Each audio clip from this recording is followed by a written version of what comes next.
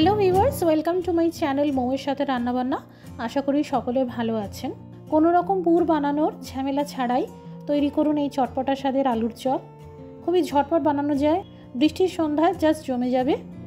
রেসিপিটি ভালো লাগলে একটি করে লাইক দিয়ে শেয়ার করে দেবেন, আর প্রতিদিন এরকম নতুন নতুন রেসিপি পেতে আমাদের চ্যানেলটি সাবস্ক্রাইব করে নেবেন। প্রথমে একটা ঘন থকথকে চাটনি বানাতে হবে, কারণ এটাই আলুর চপের মেন স্বাদটা বাড়াবে। মিক্সার জারে আধা কাপ মতন ধনেপাতা দিয়ে দিলাম, কয়েক টুকরো আদা আর 3 কোয়া রসুন দিয়ে দিলাম, একটা কাঁচা লঙ্কা দিয়ে দিলাম, 1 চামচ আস্ত জিরে দিলাম, গোলমরিচ গুঁড়ো দিলাম, বিট লবণ দিলাম, সামান্য পুদিনা পাতা দিলাম। এটা বাই চান্স যদি না থাকে দেবেন না। আধখানা পাতিলেবুর রস দিয়ে দিলাম, সামান্য করে জল দিয়ে পেস্ট করে নিলাম।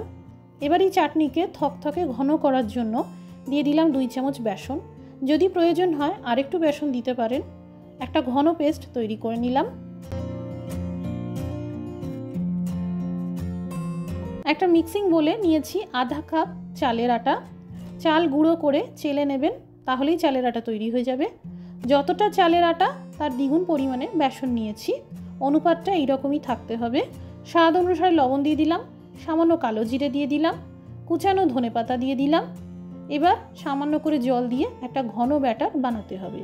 খেয়াল রাখবেন এই ব্যাটার যেন খুব পাতলা না হয়। এখানে 2টো আলুকে সিদ্ধ করে নিয়েছি আর পাখার হাওয়াতে রেখে দিয়েছিলাম যাতে একদম ড্রাই হয়ে যায়। এবার একটু মোটা করে আর গোল আকারে কেটে নেব।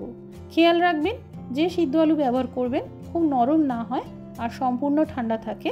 প্রত্যেকটা সিদ্ধ আলুর পিসগুলোতে এই ধনেপাতার চাটনি লাগিয়ে দিতে হবে, ঠিক এইভাবে। খুবই সহজ, জাস্ট ছুরি বা চামচ দিয়ে এইভাবে লাগিয়ে দেবেন, তাহলেই হবে। চাটনি যদি বাই চান্স বানাতে গিয়ে দেখেন পাতলা হয়ে গেছে, আরেকটু বেসন মেশাতে পারেন অথবা ফ্রিজে রেখে দেবেন, চাটনি জল টেনে ঘন হয়ে যাবে। এই বেসনের মিশ্রণে খুব সামান্য করে খাবার সোডা মিশিয়ে দিলাম, এতে চপ মুচমুচে হবে। এবার এই চাটনি লাগানো দিকটা উপরে করে রাখতে হবে আর এইভাবে আস্তে করে ব্যাটারে ডুবিয়ে আর মাখিয়ে নিতে হবে। আবার চামচে করে তুলে নিতে হবে, আর তেল গরম হয়ে গেলে আস্তে করে তেলে দিয়ে দিতে হবে। চাটনি লাগানো দিকটা সবসময় উপরের দিকে রাখবেন, আঁচটা মাঝারিতে রাখবেন, তাহলে আলুর চপ মুচমুচে হবে। তেলে দেওয়া মাত্রই নাড়াচাড়া করবেন না, একটু ওয়েট করতে হবে 1 মিনিট মতন, তারপর উল্টে পাল্টে ভেজে নিতে হবে। এই চপ রেসিপিতে চাটনি আর বেসনের ব্যাটার এই দুটির ঘনত্ব যদি ঠিক থাকে তাহলে চপগুলো ভালো হয়ে তৈরি হবে আর মুচমুচে হবে। তেলে ভাজার দোকানগুলোর মতন পুর ভেজে বানানোর কোনো ঝামেলা নেই, এইভাবে ঝটপট তৈরি করতে পারবেন আর চায়ের সাথে খেতে পারবেন। তৈরি হয়ে গেল একদম নতুন টেকনিকে আলুর চপ। আজকের রেসিপিটি দেখার জন্য অসংখ্য ধন্যবাদ। সবাই ভালো থাকুন, সুস্থ থাকুন।